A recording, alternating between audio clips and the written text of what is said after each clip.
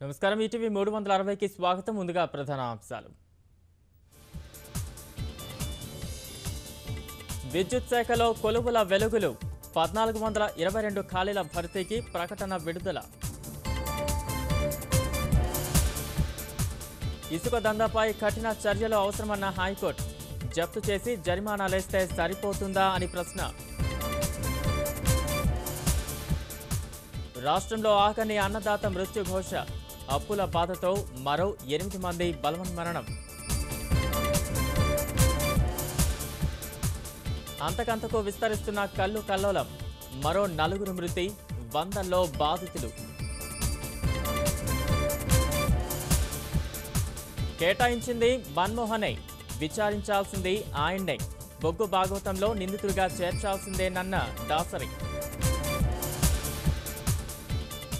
సత్సంబంధాలు కావాలంటే కవ్వింపులు మానండి.